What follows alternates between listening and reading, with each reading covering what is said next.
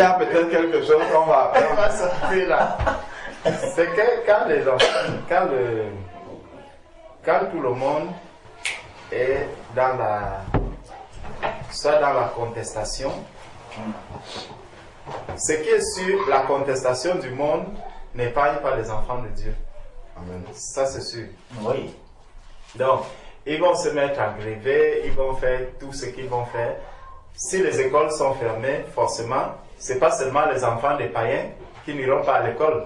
Même si c'est des enfants de Dieu aussi, vont rester à la maison. Tout à fait.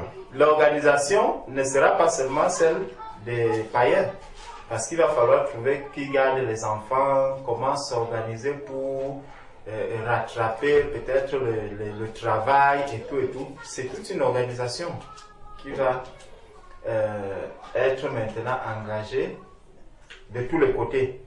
Maintenant, il faut que l'enfant de Dieu, justement, dans tout ce qui est en train de se passer, puisse trouver la sagesse devant Dieu pour ne pas se plaindre comme un païen, d'abord. Donc ça veut dire que le monde qui n'est pas éclairé, parce que les contestations du monde est déjà, bon, ils vont chercher la retraite, ils vont pleurer pour la retraite. Celui-même qui est en route, qui n'est pas sûr d'arriver à la retraite. Tu vois, ils vont contester. Et malgré tout, depuis que le monde a été créé, bon, on est en France, depuis que la France est créée, on connaît les dates des révolutions françaises qui ont apporté certains changements. C'est sûr, ça va apporter des changements. Mais dans tous ces changements, dans toutes ces contestations, on voit que, par exemple, la réforme des retraites conclue, ça n'a pas commencé aujourd'hui. Chaque président qui arrive, dès qu'il met le doigt sur les retraites, problème. Et la retraite, c'est quoi? C'est la vieillesse. Et qui dit vieillesse, dit la mort. Et celui qui va déjà en retraite, au lieu de se préparer pour l'éternité, lui, il se prépare pour comment est-ce que je vais bien vivre après la retraite. Tu vois? Mais tout ça, bonjour ma soeur, sois bénie. Mais tout ça nous montre quand même que, en tant qu'enfant de Dieu, toi, quand les autres vont contester et tout, il faut maintenant pouvoir trouver un équilibre pour être ni une pierre d'achoppement aussi pour ton employeur, ni même pour tes enfants, parce que les enfants, il faut bien s'en occuper. Quand tu es un père de famille, ton épouse, il faut s'en occuper. Donc, l'organisation familiale ne doit pas être autant bousculée que ça. C'est pour ça qu'en tant qu'enfant de Dieu, tu dois prendre sur toi vraiment tout ce qui arrive pour que, autant mieux, madame soit à l'aise au travail, qu'elle ait un travail en paix, que les enfants, s'il n'y a pas un endroit, que tu trouves un endroit où garder les enfants et que toi-même tu puisses arriver au travail, pas dans une heure qui va déplaire ou choquer l'employeur. Tu vois? Donc, ton sommeil déjà, tu l'oublies, tu vas subir la fatigue et tout. Et c'est là où tu vas prier le Seigneur pour que le Seigneur te donne la force pour t'en sortir. Donc tu vois, tout ce qui se passe dans le monde, en fait, on est appelé à le subir. Mais il faut avoir le juste équilibre.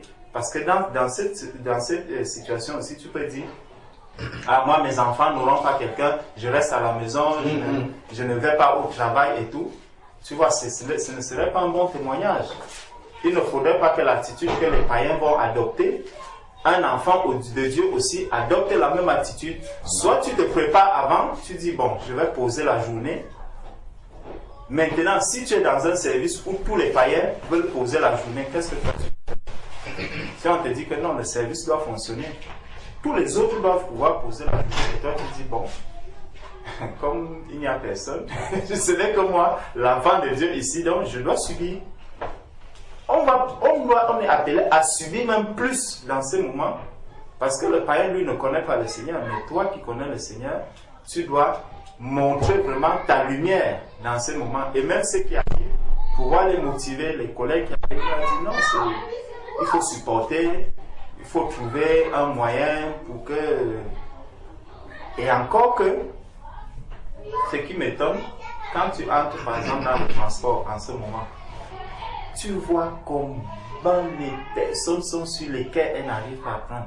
Mais dans le train, les gens adoptent une attitude égoïste. Dès que tu... non, c'est bon, c'est plein. Mais c'est plein. Pourquoi toi tu ne descends, tu n'es pas resté à terre? Et je me dis souvent, si je pouvais remarquer une seule personne et voir un peu le jour où le train est plein, comment cette personne se comporte. Est-ce qu'elle va supplier ceux qui sont dans le train? Si on pouvait seulement avoir un visage comme celui-là, tu vois, et tu vas te rendre compte que l'être humain est vraiment mauvais dans son cœur. Donc, les grèves du monde et autres, forcément, les enfants de Dieu vont les subir. Hein. Et si on prend un exemple, si par exemple on ferme les stations essence quand il y a grève, ça va être très chaud. Ton véhicule n'aura plus de carburant, même la nourriture qui sera dans le supermarché, le prix va augmenter, l'inflation et tout ça. Ce n'est pas seulement les païens qui vont subir, même les enfants de Dieu. Et là, il faudra apprendre à tirer profit des jeûnes qu'on a souvent fait pour dire, bon, maintenant ce n'est pas un jeûne, mais j'ai eu l'habitude de rester sans manger. Maintenant, comme la situation se présente et que je suis appelé à rester sans manger, bon, l'enseignement que j'ai reçu pendant les jeûnes va maintenant m'aider. C'est ça. C'est vrai que ce que le frère dit est important parce que la lumière de l'enfant de Dieu ne doit pas dépendre des circonstances. C'est-à-dire qu'on a un témoignage à donner en tout temps. Quel que soit ce qu'il y a en face, on ne doit pas se saisir de ces alibis-là comme les autres et faire comme les autres. Donc nous, on doit toujours continuer à avoir cette... Par exemple, quand le Seigneur nous dit dans la parole d'être soumis à nos employeurs comme à lui-même. C'est ce qu'il dit dans Éphésiens chapitre 6. Ben, même s'il y a les grèves et qu'il y a des empêchements pour aller au travail, on doit, comme le frère dit, se débrouiller pour pouvoir continuer à honorer le rendez-vous, le contrat qu'on a avec notre employeur, même si c'est difficile.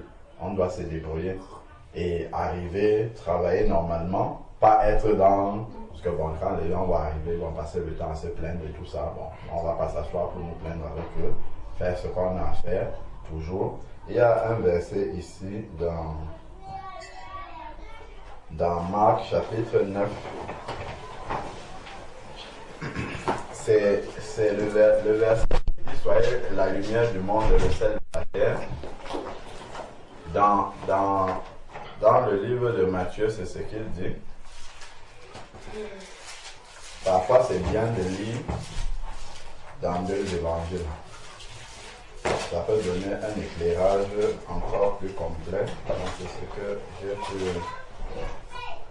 voir quand je lisais ça. Donc, lorsque nous regardons, on commence dans Matthieu chapitre 5. Matthieu chapitre 5, à partir du verset 13. Matthieu chapitre 5, à partir du verset 13. Matthieu 5, verset 13 dit: c'est vous. Matthieu 5, verset 13. C'est vous qui êtes le sel de la terre. Mais si le sel devient fade, avec quoi le salera-t-on? Donc, nous sommes le sel de la terre. S'il devient fade, avec quoi le salera-t-on? Il n'est plus bon qu'à être jeté dehors et foulé aux pieds par les hommes. Donc, dans une circonstance telle que nous sommes en train de dire là, étant donné que nous on est le sel, dans la nourriture, c'est le sel qui donne le goût.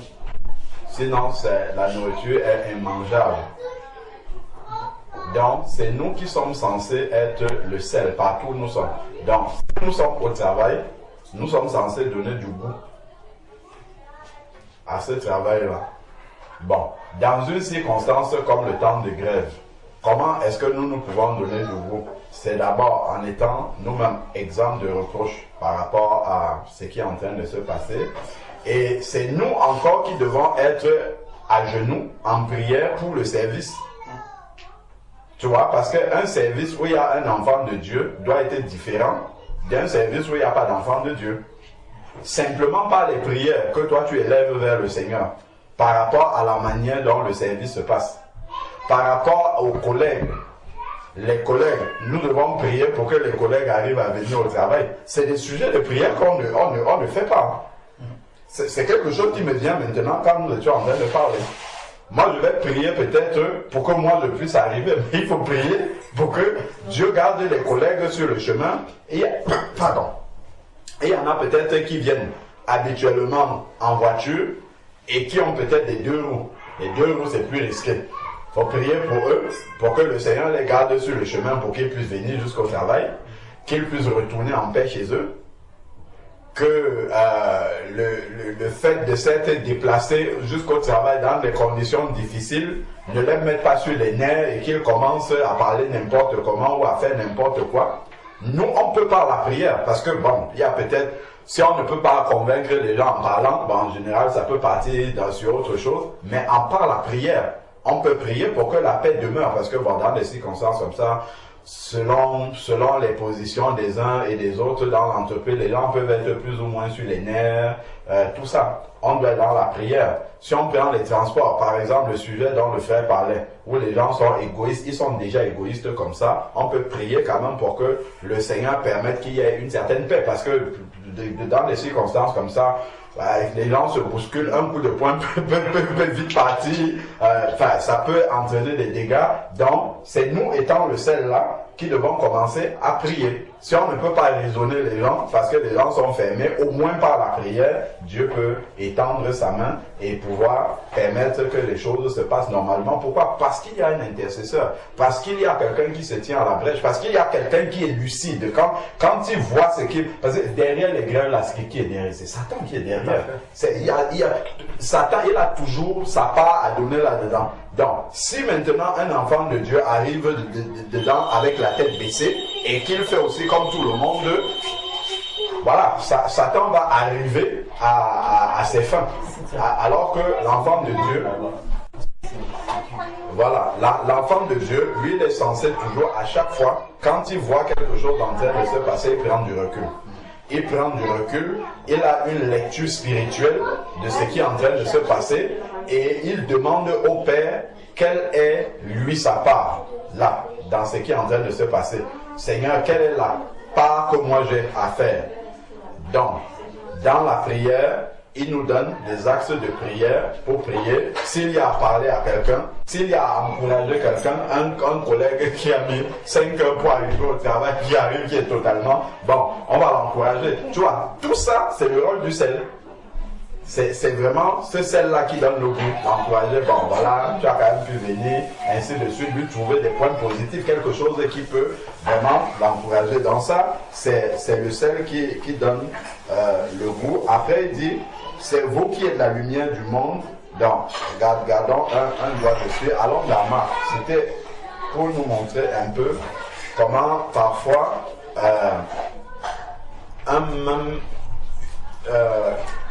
une même parole peut être présentée de manière complémentaire dans 2 évangiles et nous permettre de saisir vraiment la profondeur. Quand on regarde dans Marc chapitre 9, c'est également ce qu'il dit.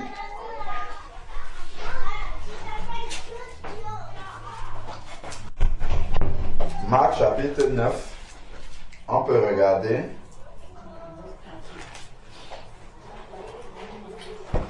Marc chapitre 9.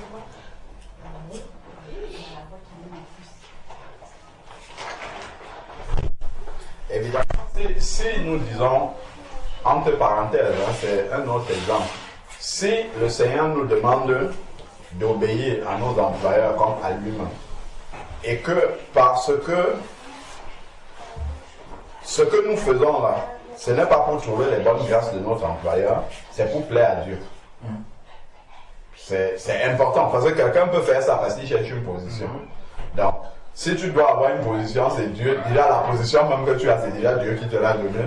Donc, s'il faut avoir une autre position, c'est Dieu toujours qui va te la donner.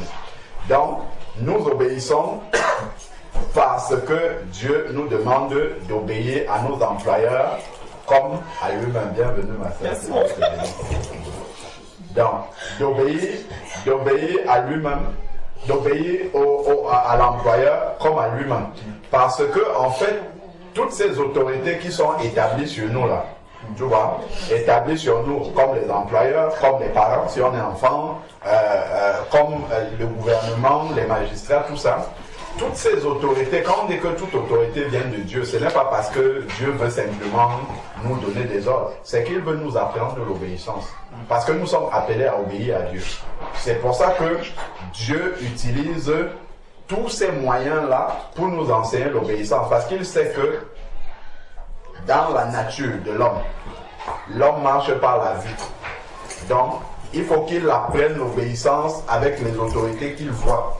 Pour pouvoir maintenant obéir par la suite à l'autorité qu'il ne voit pas, qui est Dieu. Donc si l'homme s'habitue déjà à obéir à ce qu'il voit, c'est pour ça que je ne sais pas, même les feux de signalisation, tout ça, ça c'est le premier niveau. Il n'y a pas le policier derrière un feu, mais toi tu respectes parce que le feu est là, tu le vois. Il passe maintenant au degré supérieur, là il va mettre maintenant les gendarmes et les policiers derrière, tu vois. Ça va encore t'apprendre un autre niveau parce que tu vois. Et maintenant, en obéissant à tout cela, quand tu vas lire dans la parole de Dieu, on va se dire, je ne sais pas, aime ton prochain, Dieu, et voilà, tu auras pris l'habitude de te soumettre. En fait, ça nous apprend à nous soumettre parce que bon, obéir aux autorités, ce n'est pas tout, ça ne nous plaît pas toujours de pouvoir, il y a des règles auxquelles se soumettre à ça, c'est plus embêtant qu'autre chose. Je crois qu'il y a des jours où on aimerait arriver au travail à midi et en passer notre journée à bien dormir, mais quand tu sais qu'il faut arriver, je sais pas, à 9h, à 8h, tu vas te débrouiller pour arriver à cette heure-là. Donc, comme on disait, ce n'est pas pour chercher une position, mais c'est pour obéir à la parole de Dieu parce qu'il nous demande d'être soumis à nos autorités. Bon, si nous obéissons maintenant comme ça à nos autorités, nous devons le faire aussi avec le Seigneur. Donc, par exemple, si tu as marché 2 heures de temps, tu as marché 2 heures de temps comme la sœur Solange a marché pour arriver au travail. Ou bien pour partir du travail. En tout cas, si elle a marché beaucoup, c'est parce qu'elle est arrivée au travail. Bon. Elle a marché 2h30 pour retourner du travail. Bon, en tout cas, c'est le fait qu'elle soit allée au travail là qui a entraîné qu'elle marche pendant 2h30. Si maintenant le Seigneur lui demande de faire quelque chose où elle va devoir investir 2h30 de marche, ça peut être par exemple pour aller à la communion fraternelle, ça peut être pour aller visiter un malade, un frère, une soeur, ça peut être pour aller assister quelqu'un et qu'il faut investir 2h30 de marche. Si maintenant elle ne le fait pas, qu'est-ce que ça va révéler? Si elle ne le fait pas parce qu'elle ne peut pas, si elle ne le fait pas avec pour alibi que c'est trop loin, ça me demande de trop marcher, ça veut dire qu'en fait, lorsqu'elle le faisait pour l'employeur, enfin, pour aller au travail, ce n'était pas par obéissance au Seigneur, mais c'était par crainte de l'homme qui est l'employeur, qui est devant elle. Ça nous révèle les motivations qui sont dans nos cœurs. Et nous savons que Dieu va examiner les motivations qui sont à l'intérieur de nos cœurs. Il ne verra pas simplement que nous avons obéi extérieurement à quelque chose, mais il va regarder, sonder à l'intérieur quelle était la motivation derrière. Donc, si maintenant il y a la neige, comme bientôt ça va arriver peut-être, ou la pluie, et que malgré la neige, la pluie, j'arrive à braver ça pour aller au travail, il faudrait que si Dieu me demande de faire quelque chose pour lui, quel que soit ce que c'est, si c'est pour aller prier pour quelqu'un, si c'est pour sortir évangéliser, si c'est pour, je ne sais pas, aller à la communion, avec ce même temps-là, que je puisse aussi braver de la... En fait, en réalité, en allant au travail avec ces conditions météo ou bien conditions de grève, tout ça, Dieu nous apprend à nous soumettre pour le jour où il va nous demander quelque chose qui est directement pour son œuvre. Amen. Est-ce qu'on voit? C'est pour ça qu'en fait c'est une formation. Quand il te demande d'obéir à ton patron par exemple, c'est pour que le jour où il va te demander quelque chose, c'est pour ça qu'il nous forme. Sinon en réalité, on se forme, on passe les examens blancs. Avec l'employeur c'est l'examen blanc, avec le Seigneur c'est le vrai. Mais nous, on va maintenant exceller dans l'examen blanc. Mais quand le vrai examen arrive, on trouve des alibis. On dit que non, là, vraiment, il pleut dehors, bien c'est loin, il n'y a pas les transports. Qui s'est levé cette semaine-ci, devait aller travailler, il a dit il n'y a pas les transports dehors. Chacun est en train de chercher quelle que soit la formule qu'il faut pour arriver au travail, même s'il doit se lever à 1h du matin pour commencer à marcher 3 heures pour arriver au travail, il va le faire. Mais ça, là où l'enfant de Dieu doit prendre un peu de recul et analyser, c'est de se dire que ce que je suis en train de faire là, ça ne doit pas être pour la motivation de ma fiche de paye. Il ne faudrait pas que ma fiche de paye, à la fin du mois, ait les mots de tête. Parce que derrière, si ma fiche de paie a les mots de tête, les factures auront des mots de tête et ça va engendrer beaucoup de choses derrière. Il ne faudrait pas que ça soit ça ma motivation. Donc, ce que je dois comprendre, c'est que la souffrance dont parlait le fait, la souffrance que la grève, les intempéries, tout ça me font subir et me conduisent à obéir néanmoins à mon chef, à mon autorité, me prépare juste pour lorsque Dieu va me demander de faire quelque chose, que je sois prompt à me lever, quel que soit ce que je vois dehors, parce que je suis déjà habitué à le faire pour un homme que je vois. Je dois être à même de le faire de manière plus instantanée pour le Dieu qui est le supérieur de cet homme-là et le supérieur de son supérieur, du supérieur, ainsi de suite. C'est ça le but. Parce que si on ne saisit pas ce but-là, on va être comme des automates. On le fait. En réalité, si on examine derrière, c'est parce que les motivations, si le chef dit, bon, la fiche de paie, là, je l'enlève. Il n'y aura pas la fiche de paie derrière. On le dit, c'est très simple. Regardons au Cameroun. Je prends un exemple, c'est le pays, je le connais, je sais comment ça marche. Vous voyez un fonctionnaire. Le fonctionnaire, il arrive au travail, il vient vers. J'ai déjà vu ça dans un commissariat où j'étais parti. Un fonctionnaire que j'attendais pour faire une carte d'identité ou bien pour me donner une autorisation, c'était pour l'acte de naissance. Le type, il vient à 11h, il dépose ses effets. Regarde, il est 11h, il arrive à 11h. Il dépose ses effets, il part causer. Il va, il fait les bureaux, il discute avec des gens. Après, il vient, il s'installe, pas à son bureau. Il s'installe devant le commissariat, il y a un banc comme ça, pour les gens normalement qui sont en attente d'être servis. Donc c'est celui qui sait, qui vient s'asseoir là-bas, et une petite fille qui va les arracher, le passe. Seigneur. Je dis, regarde comme ça, je dis, Seigneur, ce n'est pas possible. Donc il appelle la petite, viens ici avec les arachides. Donc il achète les arachides, il est en train de manger un autre collègue, il lui propose les arachides, ils sont en train de manger. Il est venu à 11h, donc il n'est pas peiné qu'il est en retard. Si tu vas voir, peut-être ce fonctionnaire-là, tu vas à l'église évangélique, tu vas le voir en train de louer, en train de chanter, en train d'adorer le Seigneur. C'est un enfant de Dieu. Ancien. Je parle, peut-être, il est même peut-être né de nouveau. Hein. Ce n'est peut-être même pas un religieux. C'est peut-être quelqu'un qui est né de nouveau, vraiment, qui est là. Donc, après, tu vas voir l'autre à l'hôpital là-bas, le malade va arriver, le malade est en train de souffrir là. Il va te dire, si tu n'as pas d'argent, il ne prend pas soin de toi. Donc, tu vas lui donner de l'argent, il va mettre dans sa poche et là, il va commencer à te servir. Maintenant, si tu vas interroger un type comme ça, je laisse les païens de côté. Moi, je prends les enfants de Dieu. La petite soeur de Linda nous racontait une histoire.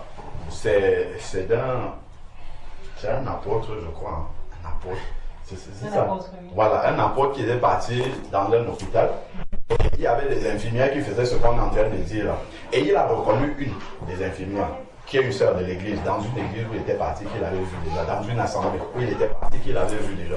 Et elle était en train de se comporter comme ses collègues qui font tout ce qu'on sait là, qui se passe dans les hôpitaux. Et après, qu'est-ce qu'il lui avait dit? Il a dit, mais c'est pas toi que je vois souvent à l'église. Voilà. Qu'est-ce que tu es en train de faire ici? Je crois que soit on était en train de négliger, soit la personne avec laquelle il était venu, et puis il lui a dit que, mais toi, pourquoi tu te comportes comme les autres ici? Et après, je ne sais pas ce qu'il lui avait dit, et la fille, elle a eu vraiment honte, parce qu'il a reconnu au milieu, c'était comme tout le monde. Donc, là, c'est pourquoi je donnais cet exemple-là. C'est que, si tu vas interroger maintenant celui qui est enfant de Dieu et qui fait ça, qui est au milieu de ses collègues, qui fait la même chose. Qu'est-ce qu'il va te dire? Il va te dire, au pays là-bas, on paye mal les fonctionnaires. Parfois, les fonctionnaires ont des arriérés de salaire. Quand il y avait eu la dévaluation là-bas, on a divisé le salaire des fonctionnaires. En tout cas, pour ma maman, je crois que beaucoup de fois, divisé par 2, ça n'a jamais augmenté. Le coût de la vie est énorme. Donc, pour lui, en fait, c'est une juste rétribution de tout ce qu'on a coupé là. Que l'État ne lui paye pas son salaire, on lui paye irrégulièrement, ainsi de suite. Donc lui, il se rémunère de la manière dont nous sommes en train de parler là. Le monsieur qui est venu à 11h, qui est assis là, qui appelle les arachides au lieu d'aller travailler, lui, quand il est assis là, il ne se pose pas la question, ce qui est dans son esprit, ce n'est pas il faut que je regagne mon poste de travail parce qu'il y a des gens qui m'attendent là depuis le matin, c'est qu'il se demande la journée si je vais rentrer avec combien. Parce qu'il faut que j'aille extorquer de l'argent à quelqu'un. Comment est-ce que je vais m'organiser pour avoir un peu d'argent pour rentrer, pour que ma femme mette la marmite au feu? Ça peut être juste. Enfin, ça c'est compréhensible humainement. Mais pour un enfant de Dieu, ça n'a rien à voir. Tu vois, c'est un exemple juste par rapport à ce que je disais tout à l'heure, que si l'employeur enlève la fiche de paye, est-ce que la motivation, la sincérité, la droiture, vraiment le comportement de celle de la terre et lumière du monde, est-ce qu'elle va demeurer?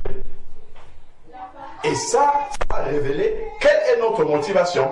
Donc pour celui qui est enfant de Dieu au pays, comme on était en train de dire, le fait justement que l'État, c'est un peu une manière d'enlever la fiche de paye. On paye les gens irrégulièrement, c'est à moitié salaire, ainsi de suite. Le comportement que ça engendre derrière montre que, en fait, la motivation qu'il y a derrière, ben, c'est la fiche de paye.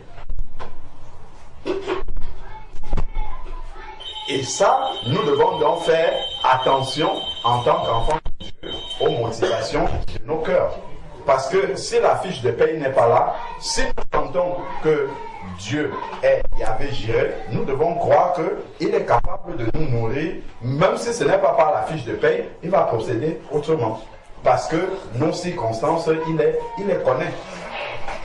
Donc c'est vraiment en ce sens-là que nous devons toujours prendre du recul. Parce que quelque chose qui peut paraître anodin comme ça peut avoir des enseignements profonds pour un enfant de Dieu. Devrait amener même un enfant de Dieu à s'interroger sur ses motivations, à réorienter ses motivations, à sonder son cœur pour voir vraiment ce qu'il y a comme motivation derrière. Tu vois? Donc, et ensuite, maintenant, on a lu Matthieu 5, nous étions dans Marc chapitre 9, au verset 49. Donc, pour ceux qui nous ont rejoints, on a commencé à parler un peu des grèves et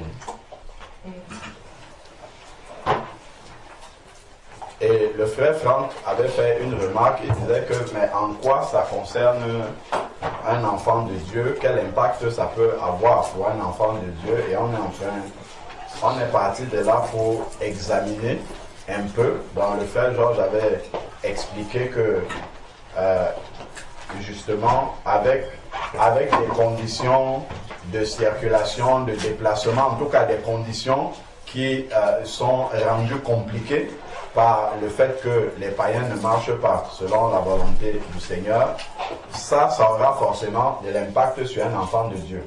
Et ce dont on était en train de parler, c'est que cet impact-là, même s'il y a les grèves, même s'il y a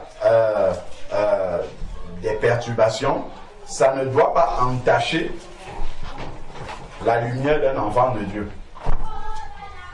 C'est-à-dire que l'enfant de Dieu ne doit pas y trouver un alibi pour ne pas marcher selon ce que Dieu attend de lui. Il doit toujours, et en examinant, on voyait que, par exemple, l'enfant de Dieu, il y a des sujets de prière qui émergent à partir de là, parce que ça peut entraîner des tensions dans le travail, et ainsi de suite. Voilà, l'enfant de Dieu doit prier même dans les transports. Pour ceux qui arrivent à prendre des transports, il y a des sujets de prière qui émergent. L'enfant de Dieu doit prier pour que les gens, même s'ils ils ont fait des kilomètres, ont du mal à entrer dans les trains, ainsi de suite, prier pour qu'il y ait la paix entre les voyageurs. Au niveau du service, les gens se sont déplacés dans des conditions difficiles. Quand ils arrivent au travail, prier que les émotions ne prennent pas le dessus sur la convivialité, le respect l'un de l'autre, ainsi de suite. Donc, et que le service continue à tourner normalement, parce que nous sommes censés prier aussi pour le travail là où le Seigneur nous a mis. C'est au-delà bien sûr de la conversion des collègues qui sont là.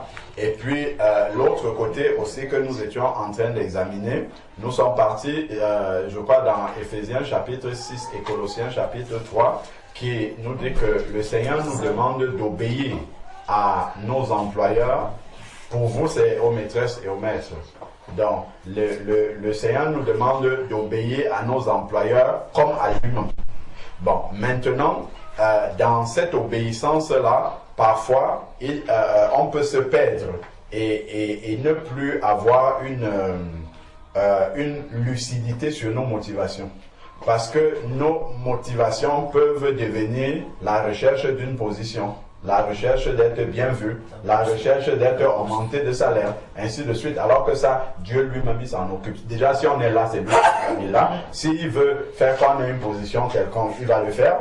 Et ce qu'on comprend, en fait, c'est que le fait de nous soumettre à toute autorité, que ce soit à nos parents, que ce soit au maître, à la maîtresse, que ce soit à notre employeur, que ce soit au gouvernement, tout ça, Dieu, il nous prépare à lui obéir. Il nous apprend la soumission. C'est ça. Et on doit comprendre que le but final, c'est que ça, l'obéissance à toutes ces autorités qui sont devant nous, c'est comme des examens blancs. Mais le véritable examen, c'est la soumission à Dieu lui-même, au final. Donc, il nous apprend à nous soumettre. Et comme Dieu sait que l'homme marche d'abord par la vue, il aura plus tendance à se soumettre. Si, par exemple, moi, je sais que moi, ça m'arrive, hein, si j'arrive au travail, par exemple, en retard, il y a un pincement, et c'est là que je le comprends, il y a un pincement que j'aurai dans le cœur de voir que le responsable est déjà là. Plutôt que si je viens et qu'il n'y a personne, je serai à l'aise alors que le Saint-Esprit est installé là, bien, et il me voit aussi. Et je devrais avoir plus peur de ça que du responsable que j'ai vu. Et ça, le fait que naturellement ça se passe comme ça à l'intérieur de moi, ça montre qu'il y a quelque chose encore à travailler sur les motivations. Donc, et ça montre que l'homme obéit d'abord naturellement à ce qu'il voit. Et Dieu le sait. C'est pour ça que Dieu a mis ces autorités là d'abord. Pour que nous apprenions déjà à nous soumettre à ce que nous voyons, parce que c'est plus facile pour nous de pouvoir obéir à ce que nous voyons devant nous, mais ça nous prépare à obéir à ce Dieu qui est le chef de toutes les autorités qui peuvent exister dans le monde. Et il ne faudrait pas qu'on le perde de vue. Donc, on était en train de dire de quoi la sœur Solange est partie. La sœur Solange a marché près de 2 heures. 2 heures combien? 2h30 en rentrant du travail, un des jours de grève. Bon. Ce qu'on était en train de dire, c'est que, bon, elle a marché près de 2h30. Parce qu'elle s'est rendue au travail, ça a entraîné qu'il a fallu qu'elle marche 2h30 à cause des grèves. Ce qu'un enfant de Dieu doit faire, c'est de prendre du recul par rapport à ça. Et peut-être on va se dire, bon, ok, moi j'ai fait ça parce que Dieu me demande d'obéir à mon employeur. Il ne faut pas que parce qu'il y a des grèves que je sois absent comme tout le monde si je peux venir. Donc, peu importe les sacrifices qu'il faut faire pour venir, il faut que je le fasse parce que j'obéis à Dieu. Mais ce que je dois savoir derrière, c'est que le fait d'avoir bravé le nombre, enfin, le fait d'avoir bravé, de marcher 2 heures de temps pour me rendre à mon lieu de travail ou bien pour rentrer, que ça ait entraîné ça dans ma vie. Ce que Dieu est en train de m'enseigner, c'est ça que je ne dois pas oublier. Parce que je peux me complaire simplement et dire, bon, mon employé est content, je suis quand même venu. Tout le monde n'est pas venu, je suis quand même venu. Non, c'est bon, ça s'arrête là. Non. Je dois comprendre que ce que Dieu est en train de m'enseigner là, c'est un examen blanc en fait. Il faut pas, parce que quand j'ai fait ça, je peux me dire que ah, ça c'est le véritable examen. Non, c'est l'examen blanc. Dieu est en train de me former pour que le jour où il va dire, maintenant, Sœur Solange, comme tu avais marché là pour 2 heures de temps là pour aller à ton travail, 2 heures et demie là. Maintenant, je t'envoie pour aller prier pour un malade là-bas qui est à 2 heures. Il faut que tu marches 2 heures. Il ne faut même pas que tu dises, Seigneur, c'est trop loin. Ou bien, tu dois aller à la communion fraternelle. Aujourd'hui, il n'y a pas de transport. Il faut que tu y ailles. Que tu commences à dire, Seigneur, toi-même, tu vois que la A est fermée, la B aussi ne circule pas, ainsi de suite. Est-ce que le matin, quand tu te lèves pour aller au travail, tu ne te poses pas cette question? Chacun est en train de regarder les combinaisons, comment il va faire pour arriver. Et ça, l'enfant de Dieu doit comprendre que c'est une formation en fait. Pour le jour où Dieu aura besoin de toi, quelque part, que tu sois prêt, que tu sois déjà formé à braver tout ça, que tout ça là soit comme ce que tu te dises, tu te rappelles que si j'avais fait ça pour un employeur humain que je vois, ben, à plus forte raison pour mon Dieu. Mais cette analyse-là, souvent, on l'a fait. Au contraire, le jour où le vrai examen va être là, je ne sais pas moi, il faut sortir pour aller prier pour quelqu'un, il faut sortir pour aller faire un travail du Seigneur, évangéliser, ou bien il faut venir à la communion fraternelle quand je regarde, aïe, à la neige dehors. Non, même Dieu comprend ça. Mais sauf que je ne peux pas dire ça avec mon employeur que je vois. Et c'est là qu'on ne comprend pas le but. Parce que quand Dieu dit quelque chose, il nous prépare à quelque chose. Mais nous en restons, en fait, j'ai lu qu'il faut obéir à mon employeur. J'obéis, je m'arrête. Je comprends pourquoi Dieu me demande de faire ça. Dieu, il est en train de me préparer à quelque chose de plus important.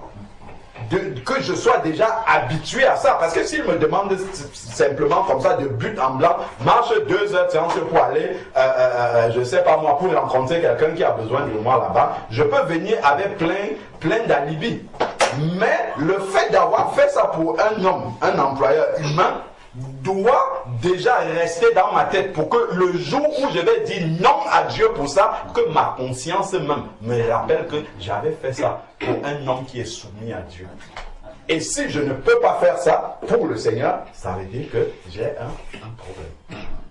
Donc, c'est important de pouvoir comprendre la profondeur de ce que le Seigneur nous demande. Donc, que vraiment la motivation de ce que nous faisons ne soit pas la fiche de paye, comme on était en train de dire tout à l'heure, parce que si l'employeur enlève la fiche de paye, il ne faudrait pas que le fait d'enlever la fiche de paye diminue aussi notre lumière, diminue aussi le sel que nous sommes. Et pour ça, nous prenions un exemple en parlant du pays. Je donnais un exemple, c'est pour permettre que les autres nous rejoignent aussi. Je donnais un exemple au pays. Au pays, les fonctionnaires, je crois qu'au moment de la dévaluation, on a divisé leur salaire par 2. Donc, c'était le cas pour ma maman. On a divisé son salaire par 2. Ensuite, il y a l'inflation. Le coût de vie va être tellement important, ainsi de suite. Et je racontais au bien-aimé une scène que j'avais vécue au pays. Je suis arrivé dans un commissariat. J'avais quelque chose, un document à faire. L'inspecteur, je crois, qui était en charge de signer le document, il arrive vers 11h. Bon, il arrive vers 11h, il n'est pas dans l'attitude de quelqu'un qui est gêné, donc il arrive le plus normalement, il pose ses effets, il passe, il discute avec les gens. Il y a des gens qui l'attendent, hein. Il discute avec les gens. Après, il vient, il s'assoit sur le banc, non pas à sa place, hein. il s'assoit, c'est le banc d'attente à l'extérieur. Il s'assoit avec les gens, il appelle la jeune fille qui passe avec les arachides et il est en train de manger les arachides. Bon, il le fait normalement. Sinon, on peut dire que c'est un païen. Et on citait un exemple d'un enfant de Dieu qui était à l'hôpital, qu'un frère apôtre a reconnu, qui était en train de prendre de l'argent aux malades comme les autres. Et il lui a dit, mais toi tu es un enfant de Dieu, comment tu peux faire ça? Il avait reconnu. Il lui a dit ça, comment tu peux faire comme les autres? Ça, ce n'est pas normal. Et ça, en fait, qu'est-ce que ça nous montre? Ça nous montre que si, justement, l'employeur enlève la fiche de paie, c'est le cas de l'État au pays, parce que les salaires sont complètement... Si tu vas demander à quelqu'un, pourquoi tu prends les dessous de table? Pourquoi est-ce que tu viens au travail à 11 heures? Il va te dire, mon salaire ne suit pas. Et pour lui pense que c'est normal, que c'est justifié. Ça montre, je dis si c'est un enfant de Dieu, ça montre que sa lumière, en fonction de, comment dire, de la diminution de sa fiche de paye, sa lumière diminue aussi, au fur et à mesure. Et ça révèle quoi? Ça révèle la motivation qu'il y a dans son cœur. Alors que cette obéissance-là, elle est inconditionnelle. C'est une obéissance à Dieu. Ce dont je dois, ce qui doit réjouir mon cœur, c'est que Dieu est satisfait de voir que son enfant marche dans la lumière. Peu importe ce qui se passe autour de lui, son enfant marche dans la lumière. Donc, on avait pris Matthieu chapitre 5 qui dit que nous devons être le sel de la terre. Et je disais aux bien-aimés que quand on lit dans le chapitre, dans l'évangile de Marc, on voit comment deux passages, quand on lit dans deux évangiles, ça peut nous apporter quelque chose de complémentaire pour saisir vraiment la profondeur. Quand nous lisons dans Marc chapitre 9, versets 49 à 50. Marc chapitre 9, versets 49 à 51, pardon. Car à tout homme sera salé de feu. Ensuite, maintenant, verset 50.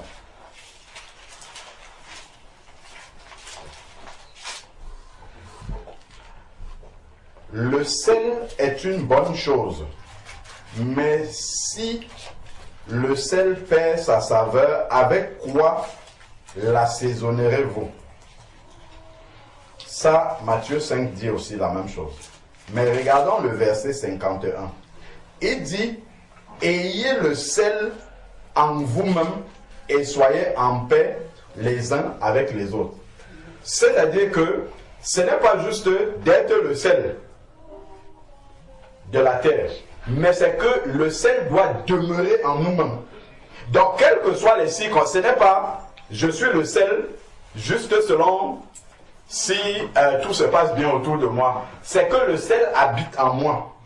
Donc, il n'est pas censé sortir et que le sel finisse. Voilà, c'est ça. Le sel ne doit pas finir en moi. Donc, quelles que soient les circonstances qui sont là, comme le sel habite en moi, c'est ça, ayez le sel en vous-même, à l'intérieur de nous-mêmes. Donc la source du sel habite en moi. Quel que soit ce qu'il y a, je dois toujours avoir un bon comportement. Donc pour les enfants, je ne sais pas si vous comprenez ce que nous sommes en train de dire. C'est d'avoir un bon comportement à l'école, une bonne attitude vis-à-vis de vos camarades, vis-à-vis des maîtresses, des maîtres, des surveillants, des auxiliaires de cantine, ainsi de suite.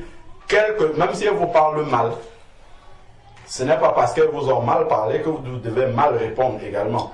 Ce n'est pas parce qu'un camarade vous a insulté que vous devez l'insulter. Ce n'est pas parce qu'il a dit que tu n'es plus mon ami que tu dis moi aussi tu n'es même plus mon ami. Moi je voulais même ça avant. Non. Hein? Vous voyez, c'est vraiment en tant que un enfant de Dieu, nous devons toujours chercher ce qui est bien devant Dieu. D'accord? Même si on voit qu'un camarade de classe se comporte mal, nous devons prier pour lui. Plutôt que de faire comme lui nous a fait. D'accord? Voilà, c'est ça que nous sommes en train d'expliquer. Donc il dit, ayez le sel en vous-même. Et soyez en paix les uns avec les autres. Donc nous devons prier. Non seulement déjà nous devons être en paix, mais nous devons prier aussi pour la paix les uns envers les autres. Et ça va rejoindre le cas que nous étions en train de dire tout à l'heure par rapport à lorsque les transports sont bondés de monde, celui qui est à l'intérieur, les injustices qu'il y a, celui qui est à l'intérieur, qui ne veut pas descendre ou bien se reculer pour qu'un autre monte, voilà, ça peut s'échauffer très vite et partir dans le désordre. Donc nous devons prier pour que ces choses-là n'arrivent pas. Au moins, comment dire, l'arme de la prière, nous l'avons. Parfois, on ne pense même pas à le faire. Donc, on va simplement voir ça. On va dire, ah, c'est dommage que les gens soient comme ça, mais non, nous pouvons prier quand même pour que ce désordre-là n'arrive pas, pour que Dieu calme ces personnes-là. Donc, soyez en paix. Donc, le fait d'avoir le sel en nous-mêmes permet de donner du goût à ces personnes-là. Et le goût au milieu des hommes, c'est que les hommes soient en paix. Donc nous devons être cet artisan de paix. Si nous pouvons parler, on peut parler. Si on voit que les gens, en les résonnant, ça ne donne rien, on a toujours l'arme de la prière. Prier pour qu'il y ait cet équilibre-là. Donc si nous regardons dans Timothée, nous sommes toujours en train d'examiner, comme le frère Franck, disait que, par exemple, les grèves, c'est plus les païens, en fait, et pour les enfants de Dieu, la souffrance que nous avons à endurer doit être une souffrance impliquée par le domaine spirituel. Mais en allant de plus près, on voit que même ces choses de la vie courante là, on peut dire, bon, ça c'est une affaire de païens entre eux. Des païens sont en train de gréver pour se lever contre un gouvernement païen aussi. Donc on peut dire que ça c'est païen, donc ça c'est entre eux, ça ne nous concerne pas. Mais en examinant, on voit que l'Église a toujours un rôle là-dedans. On ne va pas aller se mettre au milieu d'eux et faire l'arbitre et dire que la réforme sur les retraites c'est bon, bien c'est mauvais, ça ce n'est pas notre rôle ça. Mais nous on a un autre travail à faire par rapport à ça. Et c'est ça que nous sommes en train de voir. Lorsque nous regardons dans 1 Timothée chapitre 2.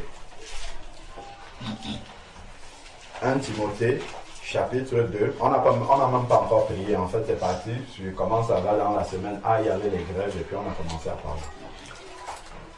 Donc, 1 Timothée chapitre 2. J'exhorte donc en tout premier lieu à faire des requêtes, prières, intercession, action de grâce pour tous les hommes. Donc voilà notre rôle. Prière, intercession, requête, action de grâce pour tous les hommes. Pour les rois et pour tous ceux qui occupent des positions supérieures. Parfois on ne pense pas à faire ça. Prier pour notre chef qui est païen. Bon, on prie pour sa conversion, mais il parle de requête, la prière, comment dire, la requête, dans la requête, on peut demander effectivement la conversion de notre supérieur, de nos collègues. Prière, tout simplement, quand on voit dans leur vie, on voit des choses pour lesquelles ils auraient besoin de Dieu, mais ils ne savent pas.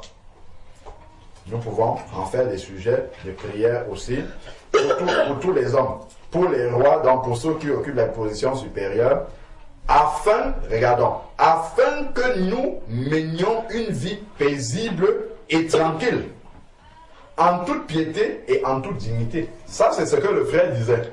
C'est-à-dire que, même si c'est quelque chose qui est un problème entre des païens, cela ça nous impacte également. Si on ferme les transports, on ferme les écoles, tout ça, on ne va pas dire aux enfants, les enfants de Dieu, de rester. On va fermer pour tout le monde. Et comme le frère disait, ça entraîne une cascade de réorganisation derrière.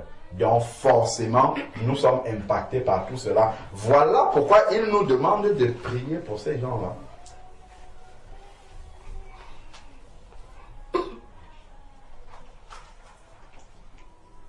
Donc, par rapport à la grève, nous avons des sujets de prière, puisque ça nous impacte.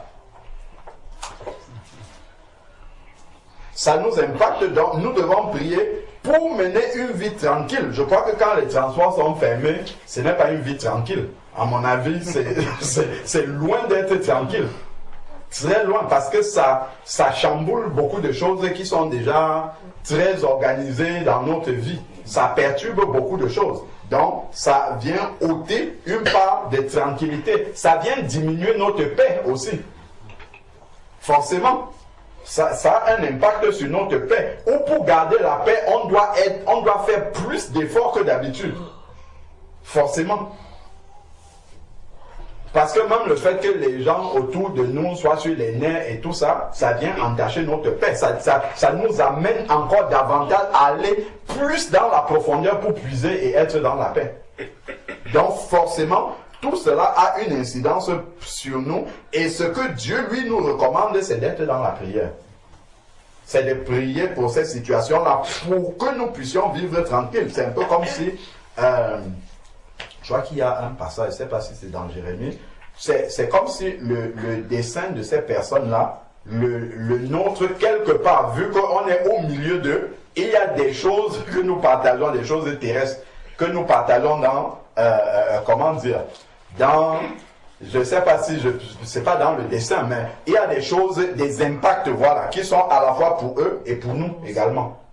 Eux, ils n'ont pas d'armes. Leur arme, c'est de descendre dans la rue, de ne plus aller au travail, et ainsi de suite. Mais nous, on a une autre arme, c'est la prière. C'est de prier. C'est de prier pour que la justice de Dieu puisse s'établir.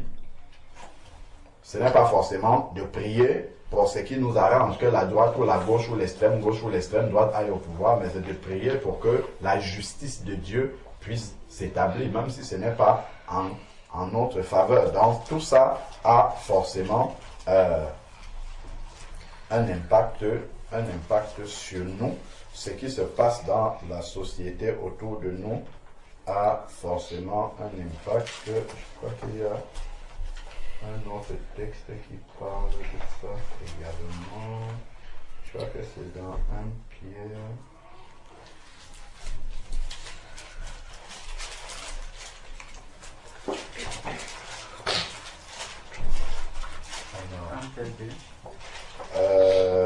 Ouais, là où il parle de l'autre le juste. Dans 1 Pierre. 7. 1 Pierre. 2, 7. 1 Pierre. 2, oui. Chapitre 2, verset 7. 2 Pierre 2, 7. Non. Ah, second Pierre, voilà, j'ai pas lu. 2 Pierre 2, 7. Ouais, alors, 2 Pierre 2, 7. Merci beaucoup.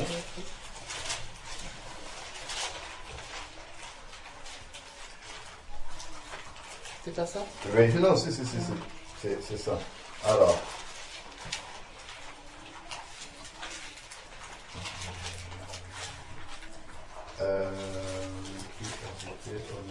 Voilà, oui. Dans 2 Pierre 2, 7, lorsque nous regardons ce qui est dit, il y a juste quelque chose. Nous, on peut prendre la partie du verset 5. 2 Pierre, chapitre 2, verset 5.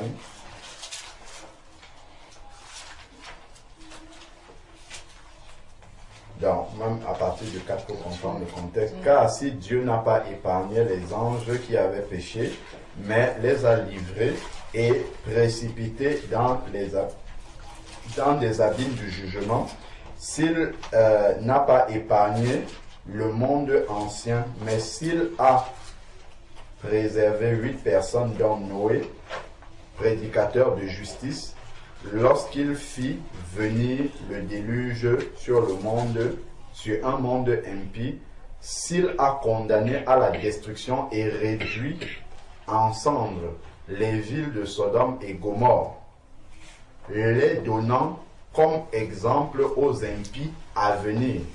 Mais s'il a délivré Lot le juste, profondément affligé par la conduite déréglée de ces criminels. Car ce juste qui habitait au milieu d'eux torturait jour et nuit après jour son âme. De juste, à cause des iniquités qu'il voyait ou entendait. Ça, c'est ce à quoi nous sommes confrontés quotidiennement, partout où nous sommes. Le Saint-Esprit en nous vit ce que l'autre vivait. lorsque nous voyons toutes ces injustices, lorsque nous voyons les conversations de nos collègues, lorsque nous entendons tout ce qui est, il y a cette souffrance-là qui est en nous. Donc forcément, ce qui se passe à côté de nous là a une influence sur nous. On voit que le comportement criminel et tout ça torturait l'autre, c'est-à-dire avait de l'impact sur sa paix. C'est ça que nous sommes en train de voir. Quelqu'un qui est torturé, ça veut dire que sa paix est mise à mal. Il doit lutter pour rester dans la paix. Donc, nécessairement, nous ne pouvons pas dire « Ah, ça là, c'est une affaire de païen. » Donc, on n'a pas notre part là-dedans. Notre part, c'est vraiment de nous mettre à genoux et de prier pour eux. Prier vraiment pour que la lumière de Dieu vienne. Le premier sujet de prière, je crois que le frère l'avait soumis dans la semaine. Des gens sont en train de marcher, ils sortent pour aller marcher pour les retraites. On peut venir dans les bousculades là, quelqu'un tombe, on le piétine, il meurt. Je crois que sa retraite là, même s'il a bien lutté et que finalement ça change, il ne va jamais bénéficier. Sinon peut-être ses héritiers vont bénéficier de ça, mais il ne va pas bénéficier de cette retraite. Il lutte pour une retraite, il n'est même pas celui qui va rentrer en paix chez lui. Là. Il n'est pas celui qui va rentrer en paix. Mais il est en train de lutter pour quelque chose. Or, le frère parlait dans la semaine de la vie éternelle. Là, c'est sûr que tu ne vas pas louper le rendez-vous de la mort. Là, c'est certain. Tu peux ne pas atteindre la retraite, mais la mort, ça, c'est sûr que tu auras un jour rendez-vous avec la mort. Donc, il vaut mieux aller marcher s'il y avait à marcher pour bien préparer sa mort et être du bon côté, plutôt que d'aller marcher pour la retraite où tu n'es pas sûr même de pouvoir atteindre cette retraite-là. Donc, prions pour que Dieu ouvre les yeux, justement, de nos concitoyens avec lesquels nous vivons, qui ne connaissent pas Dieu, afin qu'ils comprennent qu'il y a des rendez-vous qui sont vraiment plus importants pour lesquels on doit se donner plus de mal que pour la retraite. Il y a des, des choses qui sont beaucoup plus certaines que la retraite. La retraite, c'est peut-être que oui, peut-être que non. Mais là, le rendez-vous avec l'éternité, là, ce n'est pas peut-être. Là, c'est certainement oui. C'est sûr qu'il y aura rendez-vous avec l'éternité. Donc, la question est plus sérieuse de préparer son éternité plutôt que d'aller revendiquer tout ce qui est revendiqué là. Dans le verset 9, nous sommes toujours dans 2 Pierre 2. C'est donc que le Seigneur sait délivrer de l'épreuve les hommes pieux. Donc ce que nous devons chercher, c'est de demeurer dans la piété, dans l'obéissance au Seigneur, et c'est lui qui sait nous délivrer. Donc c'est lui qui a la main pour pouvoir intervenir et mettre en ordre ce qui doit être mis en ordre. Nous ne devons pas aller lutter avec les hommes pour essayer d'avoir ça comme nous pouvons voir le monde le faire, mais nous devons demeurer dans la prière et réserver les injustes pour les châtier au jour du jugement. Donc, je finis sur le verset 10. Ceux surtout qui, dans un appétit de souillure, recherchent les plaisirs charnels. Bon, là, il parle du jugement éternel. Donc, c'était simplement pour montrer un peu comment tout ce qui se passait à Sodome et Gomorrhe avait un impact immédiat sur la paix de Lot. Et donc, forcément, nous aussi, nous subissons la même chose. Et voilà pourquoi le Seigneur nous demande de prier pour ces autorités-là, pour que nous puissions mener une vie tranquille. Parce qu'en menant cette vie tranquille-là en toute unité, ainsi de suite, ça nous permet d'avoir vraiment une paix sans trop lutter. Et en ayant cette paix-là, nous sommes plus, nous sommes dans de meilleures conditions pour pouvoir accomplir ce que Dieu attend de nous. Amen. Nous voyons vraiment tous ces impacts-là, tous ces impacts qui peuvent avoir dans notre vie par rapport à ce que nous vivons. Amen. Amen. Amen.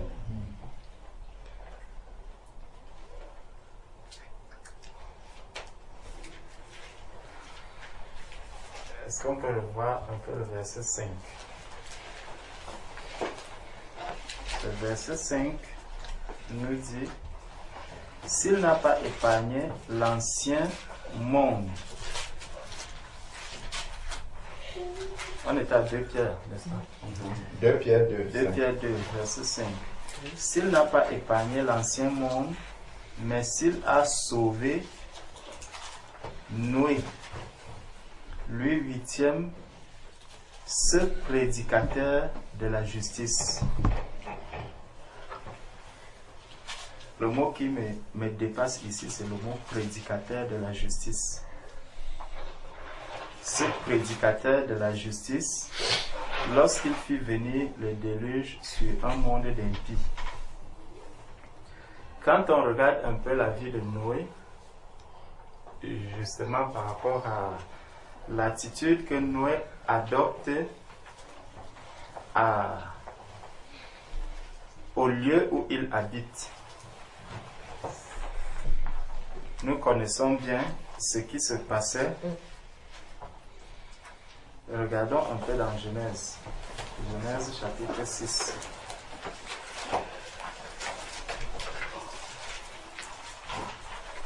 Genèse chapitre 6.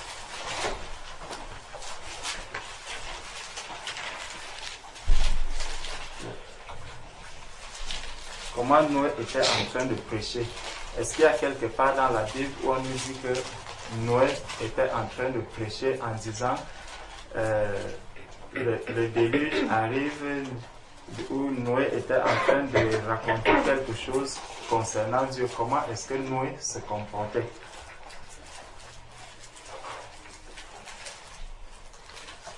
Dans Genèse chapitre 6, nous dit, lorsque les hommes eurent commencé à se multiplier sur la face de la terre et que des filles leur furent nées, les fils de Dieu virent que les filles des hommes étaient belles et ils en prirent pour femmes parmi toutes celles qu'ils choisirent.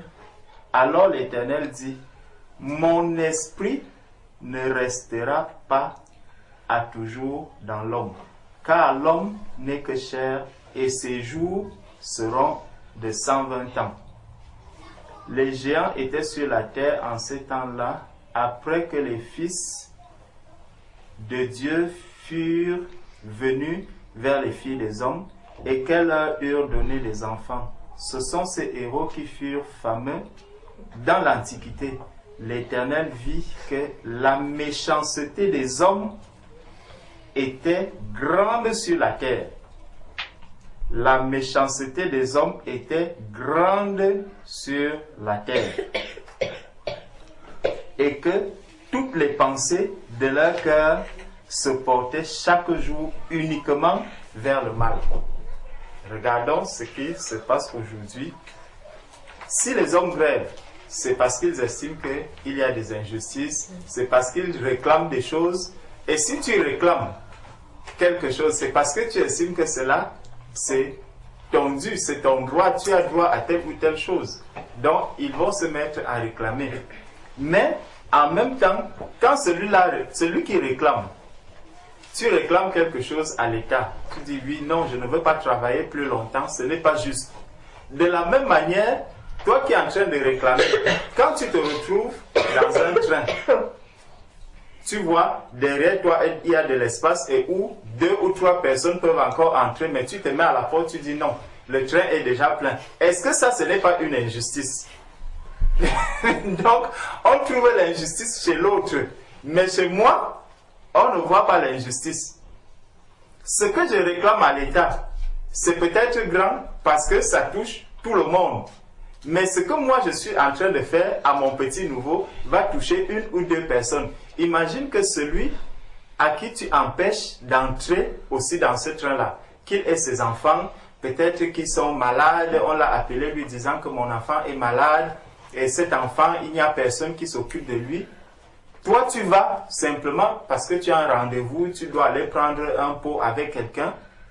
Est-ce que tu connais réellement la situation de celui que tu laisses là à terre? Donc, le mal, en fait, il est tellement grand et chacun exprime aujourd'hui c'est l'égoïsme, vraiment, c'est ses propres intérêts, c'est ça. Chacun cherche vraiment ses propres intérêts. Quand tu vas entendre quelqu'un, ah non, moi j'ai déjà beaucoup travaillé, il faut aussi que je me repose. Pourquoi les autres ont pris ma retraite? Pourquoi quand moi je travaille, c'est pour nourrir les autres, il faut aussi que je prenne ma retraite, que je puisse me reposer. On voit que l'homme n'arrive pas à se sacrifier.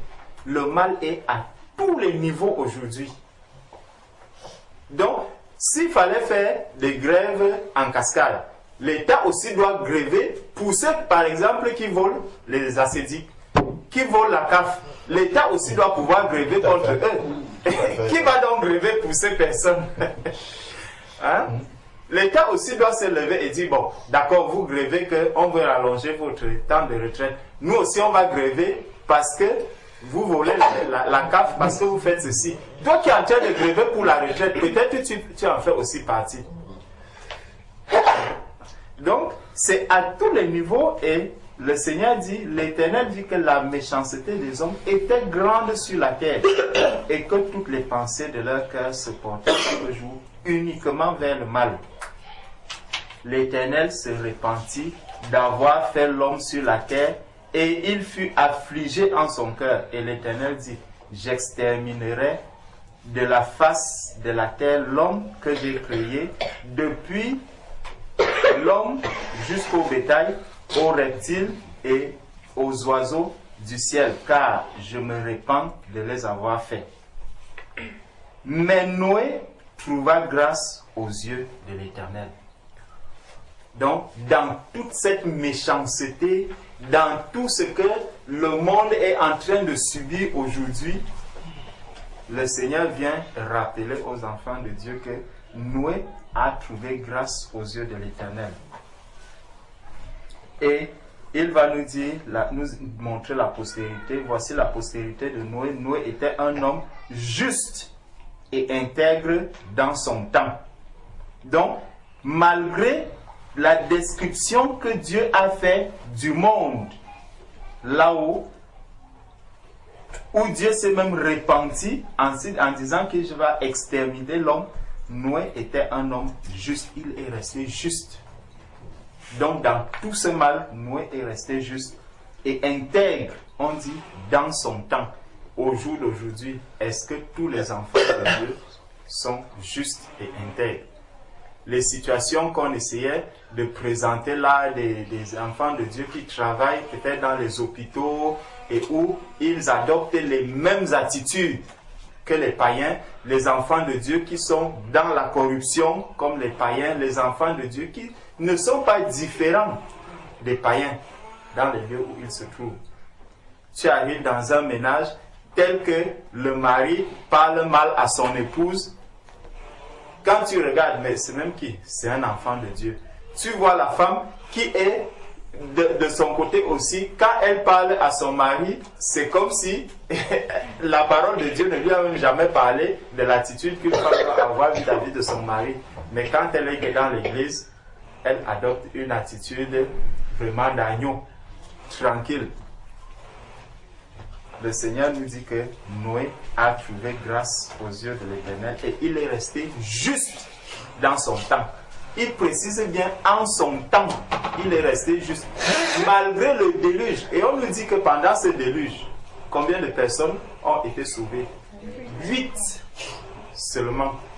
Noé était juste en son temps, avec toute la multitude de personnes qui avaient sur la terre. Noé est resté juste.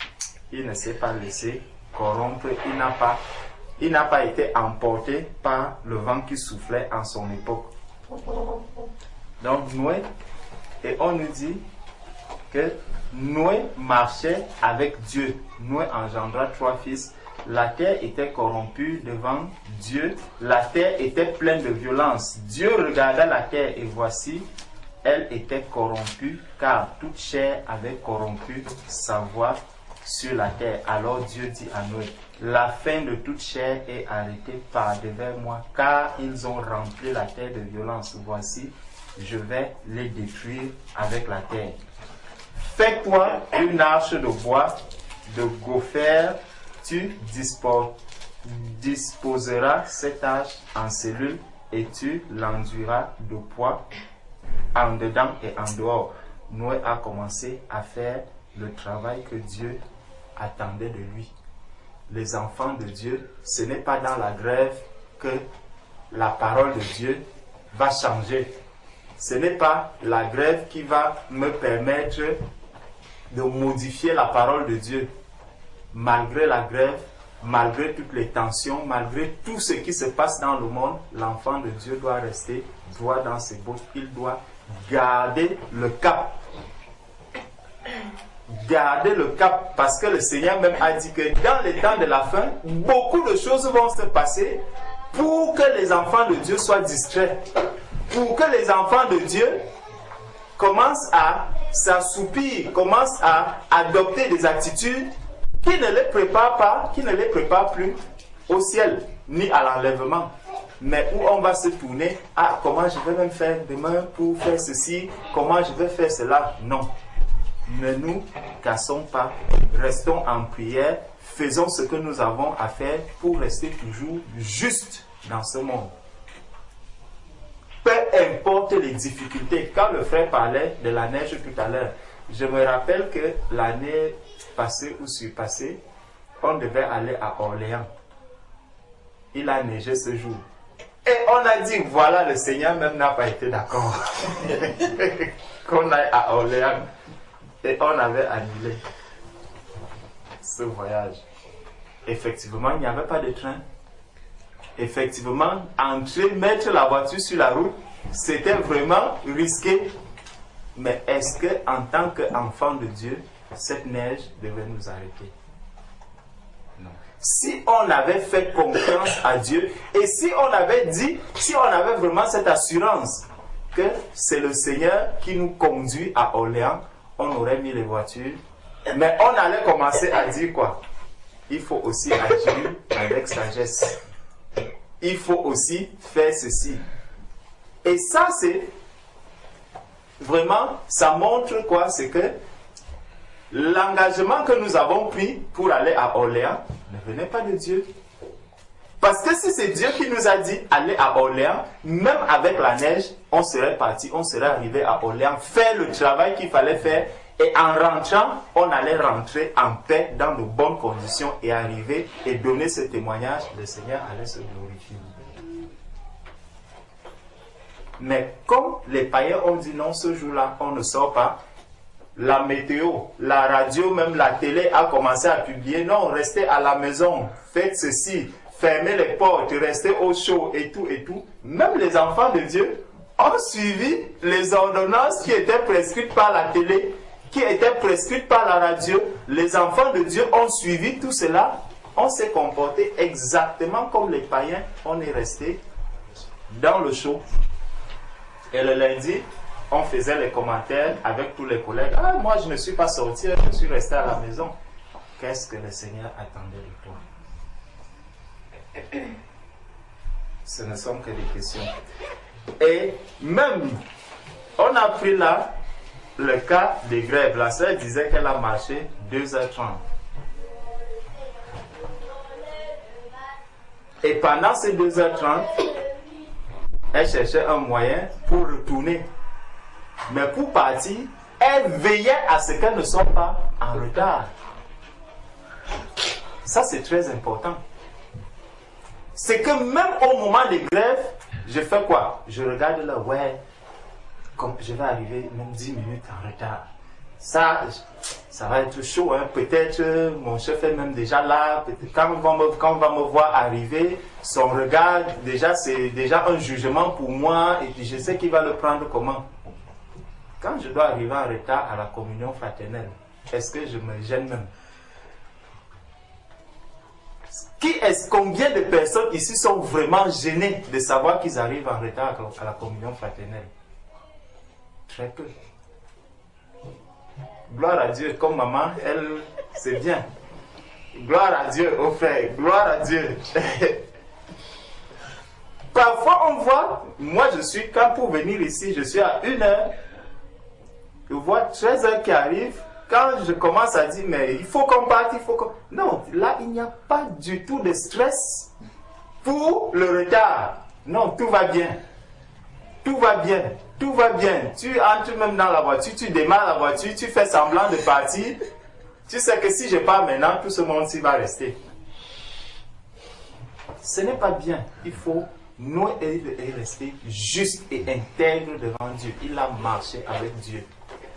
Malgré tout ce qui se passait tout autour de lui. N'adoptons pas, ne modifions pas la volonté de Dieu en fonction des circonstances. Tel que nous voulons respecter les autorités, parce qu'en réalité, ce que nous faisons là, ce n'est pas parce qu'on craint Dieu qu'on arrive à l'heure pendant les moments de grève, ce n'est pas ça. C'est la fiche de paye. Ça, c'est sûr et certain, c'est la fiche de paie. S'il y a 100 chrétiens qui vont dire, non, moi j'ai essayé, c'était à 80, c'est pour la fiche de paie. Il n'y a que peut-être 20 qui avaient conscience que c'est parce que je dois servir Dieu. Et ça, vraiment, les motivations de notre cœur, non, c'est de l'hypocrisie devant Dieu. C'est de l'hypocrisie. Il faut vraiment prier le Seigneur pour ne pas modifier la volonté de Dieu en fonction des circonstances qui sont au-devant de nous. C'est la même chose qui s'est passée avec Lot. Lot aussi, la parole de Dieu nous dit toujours dans 1 Pierre 2 que le frère a appris tout à l'heure, 1 Pierre 2 au verset... C'était 2 Pierre, n'est-ce pas? C'était 2 Pierre 2, verset 7. Au verset 7, il dit, « Et s'il a délivré le juste Lot, Lot, quand on lit dans Genèse 19, on va voir Lot, rien ne nous montre qu'il est juste, mais ici on lui donne un qualificatif, on nous dit, s'il a délivré le juste Lot, profondément attristé de la conduite de ces hommes sans frein dans leur dissolution. Il était profondément attristé. Donc il voyait tout ce qui se passait autour de lui, mais il était profondément attristé dans son cœur. Profondément attristé. Tu vis dans Sodome et Gomorrhe. Aujourd'hui, on est dans un monde où il y a les mêmes choses qui se passaient à Sodome et Gomorrhe. Mais quand tu vois tout cela, comment est-ce que tu es à l'intérieur de toi? Quand tu traverses des couloirs ou quand tu entres dans un métro, tu vois les affiches avec des femmes qui sont nues, peut-être c'est des sous-vêtements qu'on publie et tout. Tu regardes, tu dis, ah, vraiment, elle est belle, hein? La parole de Dieu nous dit que Sodome et Gomorrhe, Lot y était, mais il était profondément attristé dans son cœur. Donc quand il voyait tout cela, il était mal. Moi, enfant de Dieu aujourd'hui, comment je me comporte? Ne pensons pas que c'est seulement pour les hommes. Même une sœur, quand elle voit ça, ça doit l'attrister. Ça doit attrister même une sœur. Mais une sœur qui va, ah vraiment, moi aussi, il faut même que j'achète ça, hein, c'est beau pour mon mari, ce sera bien pour ceci. Non, ça ne doit pas être comme ça. Que ce soit une sœur ou un frère. Quand tu vois ça, ça doit t'attrister dans le cœur de savoir que c'est à ceci que l'être humain est déjà réduit. On a besoin de faire ça pour vendre. Donc on chosifie l'être humain que Dieu a créé. C'est lui qui est devenu comme ça, c'est lui qu'on présente comme ça, c'est lui qu'on expose, qui est devenu un objet d'exposition. Ce n'est pas seulement pour les hommes. Pour les hommes, ça va engendrer autre chose et tout, mais même pour la femme, son cœur doit être attristé parce que l'autre ici, c'est le juste. Les enfants de Dieu sont justifiés. Donc tous les enfants de Dieu qui sont justes doivent être profondément attristés de la conduite des hommes, de ce qu'ils voient. Quand je regarde les trucs que j'entends et tout, ça doit attrister profondément notre cœur. Et on voit l'attitude de l'autre quand ceux qui sont venus le voir pour le faire sortir. L'autre, regardons un peu dans Genèse 19, comment l'autre avait réagi. Genèse 19, à partir du verset... Normalement, c'est à partir du verset 6. On va bien lire pour comprendre. Les deux anges arrivèrent à Sodome vers le soir, et Lot était assis à la porte de Sodome. Quand Lot les vit, il se leva pour aller au-devant d'eux et se prosterner la face contre terre. Puis il dit, voici, mes seigneurs, entrez, je vous prie, dans la maison de votre serviteur et passez-y la nuit. Lavez-vous les pieds, vous vous lèverez de bon matin et vous poursuivrez votre route. Non, répondirent-ils, nous passerons la nuit dans la rue. Mais l'autre les pressa tellement qu'ils vinrent chez lui et entrèrent dans sa maison. Regardez déjà, ces hommes veulent rester, passer la nuit dans la rue. L'autre connaît là où il est, la ville dans laquelle il se trouve, les choses qui se passent dans la rue, la nuit. L'autre les connaît. Et l'autre dit non, je ne peux pas vous laisser là dans la rue.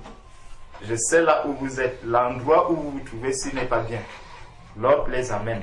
Il les presse et il leur donna un festin et fit cuire des pains sans levain et ils mangèrent. Ils n'étaient pas encore couchés que les gens de la ville, les gens de Sodome, entrèrent dans la maison. Ouais, ils étaient dehors et c'est dans cette rue-là qu'ils voulaient rester. Quand on passe la nuit, tu vois les prostituées placées. Quelle attitude je vais adopter? Ah, regardez ces filles, qu'est-ce qu'elles font comme ça? Ça doit être un sujet de prière. Que ce soit pour les frères, que ce soit pour les sœurs, ça doit être un sujet de prière. Toutes ces personnes que nous voyons dans les rues. Chez l'autre ici, c'est tellement grave. Et il n'était pas encore couché que les gens de la ville, les gens de Sodome, entourèrent la maison. C'est chaud, hein? Depuis les enfants jusqu'aux vieillards, toute la population était accourue. Donc le péché n'épargne personne. Les enfants, les personnes âgées, les adultes, les jeunes, tout le monde dans Sodome se comporte de la sorte. Ils appelèrent Lot et lui dirent, où sont les hommes qui sont entrés chez toi cette nuit? Fais-les sortir vers nous pour que nous les connaissions. Regardons ce qui se passe. Lot, déjà le seul fait pour Lot de sortir vers eux à l'entrée de la maison et ferma la porte derrière lui. Donc Lot vient déjà lui-même d'abord se livrer. Imaginez qu'il y a une telle force qui vient de l'extérieur. Il faut déjà être courageux pour affronter ces personnes. Donc, les situations, les craintes, Lot, ici, il les a bravées. Il a bravé la pression qui venait de l'extérieur. Tout ce que les hommes de Sodome voulaient dire, toutes les menaces, Lot les a bravées. Il est sorti. Et il dit, mes frères, je vous prie, ne faites pas le mal. Ne faites pas le mal. Il les appelle ici mes frères. Mes frères, ne faites pas le mal. Quand je suis avec ses collègues, quand je vois l'attitude que les uns et les autres adoptent, déjà même si moi, je suis dans la même posture, comment est-ce que je pourrais leur dire ne faites pas le mal? Je serais placé, très mal placé pour leur dire ne faites pas le mal. Je me rappelle, c'était quand? Mardi, je m'apprêtais déjà à rentrer. Voilà une collègue qui vient. Elle entre dans mon bureau. Elle me dit, Georges, je vais te parler. Je lui dis, ok, vas-y. Elle me dit, je sais que tu crains Dieu. Dis-moi un peu, quand quelqu'un veut déjà mourir, comment est-ce que tu peux faire? Je lui demande, est-ce que je suis spécialiste de la mort? Elle me dit, ah Georges, pardon, je sais que toi tu peux m'aider. Dis-moi. Je lui demande pourquoi. Elle me dit, parce que j'ai mon beau-père qui est en fin de vie. Il est en fin de vie et vraiment toute la famille est dans la panique et tout. Je lui dis donc, je lui pose la question, est-ce que toi-même tu n'es pas en fin de vie? Elle me dit, ah, moi je te pose des vraies questions. Je lui dis, non, ma question est aussi sincère. Je lui dis, en tout cas, moi je suis en fin de vie. Je commence donc à lui expliquer qu'en réalité, nous tous qui sommes ici sur la terre, nous sommes en fin de vie. Tu peux l'appeler fin de vie. Imagine que tu sortes d'ici. Le véhicule te renverse. Tu partiras avant lui. C'est à lui qu'on viendra annoncer la nouvelle de ton décès, n'est-ce pas? Donc tu vois que tu étais en fin de vie bien avant lui. Je lui dis, il ne faut pas se tromper sur ces choses. Je lui dis, chaque personne qui est sur cette terre doit s'apprêter à quitter aussi cette terre. Et nous nous comportons sur la terre comme si on allait rester sur la terre. Voilà pourquoi il y a ces craintes. Au moment où on voit quelqu'un couché dans un lit d'hôpital, je lui dis, il y a des personnes qui ont déjà passé 10 ans dans les hôpitaux, toujours en réanimation, tubée et tout et tout. Est-ce que pendant 10 ans, il n'y a pas de personnes qui sont mortes sur la terre? Je lui dis, plein, comme ça. Donc, au lieu de pleurer cette personne qui est en train de partir, pleure d'abord pour toi-même. Est-ce que tu es prêt à rencontrer Dieu aujourd'hui? Je lui demande, est-ce que tu es prêt à rencontrer Dieu là où tu es là? Je lui dis, moi, je suis prêt. Si je meurs aujourd'hui, je t'assure, moi, je suis prêt à mourir. Je suis même pressé de partir parce que je sais là où je vais. Mais toi, il faut te préparer. Prépare-toi à rencontrer Dieu. Tu montes, tu descends, tu vas rencontrer Dieu. Toute personne qui est ici sur la terre, personne ne peut te dire comment il a fait pour atterrir sur la terre. Et tel que tu as atterri sur cette terre, tu ne sais pas aussi comment tu quitteras cette terre. Je lui dis, ça c'est le mystère de Dieu. Mais Dieu nous donne à nous tous qui sommes ici la possibilité de demander pardon pour les péchés que nous commettons sur la terre. Et si tu mets ta vie en règle devant Dieu, tu n'auras plus peur de la mort. Je lui dis donc, la peur que les personnes manifestent tout autour de lui et que lui-même manifeste, c'est parce qu'il n'est pas prêt à rencontrer Dieu. Ce n'est que ça.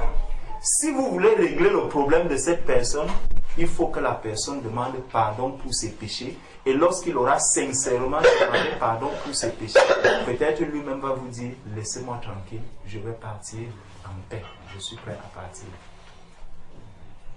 Elle me dit, bon, je lui dis oui. Il faut que la personne demande pardon pour ses péchés. Et que tous ceux qui sont là aussi puissent connaître la vérité par rapport à notre venue sur la terre, pourquoi nous sommes sur la terre, et que chacun de nous sache qu'il va partir. Si nous le savons, je lui dis, même là où on travaille ici, vous n'allez plus voir les injustices. Vous n'allez plus voir les gens qui s'insultent. Vous n'allez plus voir des commérages autour des collègues et tout, parce que chacun sera en train de se dire, je peux partir de la terre à tout moment. Je lui dis, tout ce que nous vivons ici, c'est parce qu'on ne sait pas que on va partir, on peut quitter. Et j'ai fini en lui prenant l'exemple d'une femme de chez nous qui est vraiment très bien gradée, mais qui un jour était tombée. Je lui ai dit, c'est une grande, elle est bien très haut gradée dans la société, mais un jour, elle est tombée et c'est son assistante qui est venue la réanimer. Massage cardiaque et tout. On a appelé le pompier.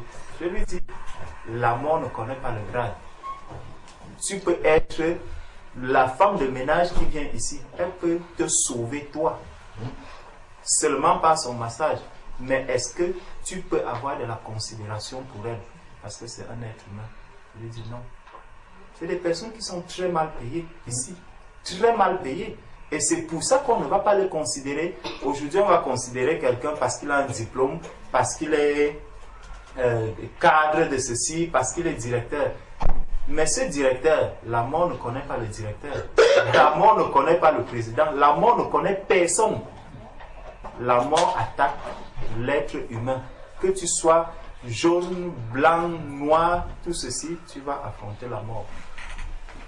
Donc, quand j'ai fini de lui parler comme ça, elle m'a dit vraiment merci beaucoup parce que tu m'as beaucoup aidé.